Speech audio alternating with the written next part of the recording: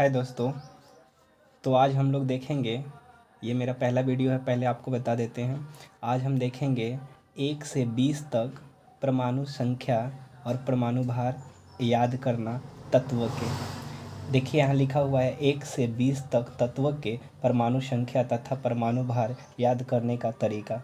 Mainly दोस्तों सभी को पता होता है तत्व के नाम और उनके परमाणु संख्या। अगर नहीं आपको पता है तो पहले आपको क्रम से इनको याद करना ज़रूरी है। इसमें हम ये वीडियो में आपको बता दें कि यह वीडियो सिर्फ़ और सिर्फ आपको परमाणु भार निकालने के लिए तरीका बताएंगे, यह बताया गया है इसमें, ठीक है। तो देख लीजिए दोस्तों, इधर एक तरफ तत्व लिखा है और दूसरे तरफ परमाणु भार और बीच में परमाणु संख्या लिखा हुआ है। तत्व लिखा नहीं है बल्कि तत्व का संकेत है। आप लोग इतना तो जानते ही होंगे। 1 से 20 तक देख लीजिए तत्व के संकेत लिखे हुए हैं और बीच में क्या है, परमाणु संख्या है। और साइड में आप देख रहे हैं राइट साइड की ओर, उधर क्या है, परमाणु भार है। तो हम आपको बता दें कि यह करने के लिए, इनको याद करने के लिए सभी को याद हो जाता है कि हाइड्रोजन 1 पे है, हीलियम 2 पे है, लिथियम 3 पे है, कार्बन इस तरीके से 5, इस तरीके से sodium 11, carbon 6, sodium 11, aluminium 13, chlorine 17, calcium 20। इस तरीके से सभी को याद होते होंगे। तो ये ईज़िली है कि जितने नंबर पे ये आता है उतना ही उनका परमाणु संख्या हो जाता है। बट परमाणु भार याद करने के लिए आपको थोड़ा सा डिफरेंट देखना पड़ता है कि कहीं पे 3 बढ़ता है, फिर 3 यहाँ भी, और यहाँ पे 2 बढ़ रहा है, फिर 2 बढ़ रहा है, फिर 1 बढ़ रहा है। बहुत कन्फ्यूज़न होता है इन सब को याद करने के लिए। तो यही हम आपको तरीका बताएंगे। अभी तक आप समझ चुके हैं कि ये मेनली रहने वाला है किस पे आधारित, परमाणु भार को याद करने पे आधारित ये वीडियो रहने वाला है। तो चलिए देखते हैं आगे कि इसमें क्या क्या जानना है। तो हम आपको बता दें कि 1 से 20 तक में आपको सिर्फ़ और सिर्फ ये पाँच आपको मेनली याद करने पड़ेंगे। देख लीजिए ये 5 अपवाद हैं। कौन कौन सा है, hydrogen, beryllium, nitrogen, chlorine, argon. ये 5 तो आपको याद होने चाहिए। ये इनके देख लीजिए यहाँ पे लिखा हुआ है परमाणु क्या है जी, ये परमाणु संख्या है और ये परमाणु भार है।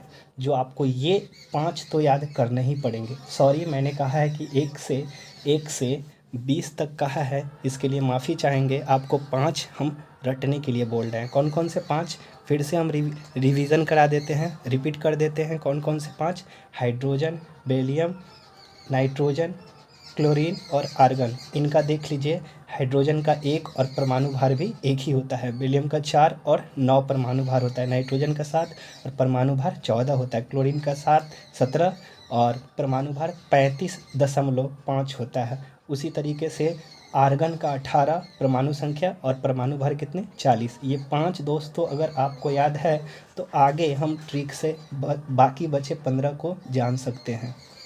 यह 5 ही हैं 1 से 20 तक के बीच अपवाद आपको जानना पड़ेगा। बाकी किसी ना किसी नियम का पालन करते हैं, वही हम नियम आपको ट्रिक के तौर पे देना चाहते हैं, ठीक है। देखिए दोस्तों, इन ट्रिक को समझने के लिए वो 15 जो बचे हैं उनको याद करने के लिए आपको सम संख्या और विषम संख्या आनी चाहिए। सम संख्या क्या होता है, 2, 4, 6, 8 डैश डैश डैश, आपको पता होगा मैथ्स में। फिर देख लीजिए विषम संख्या क्या होता है, 1, 3, 5 और 7, 1, 3, 5, 7, 9 डैश डैश डैश आगे की और 11, 13, 15 इस तरीके से। तो देख लीजिए जिस तत्व का परमाणु संख्या सम हो, जिस तत्व का परमाणु संख्या सम हो, जैसे कि आपको यहाँ दिखाई देते होंगे 2, 4, 6, 8, 10, 12, 14 इस तरीके से जिनका सम हो, उनको निकालने के लिए उनके परमाणु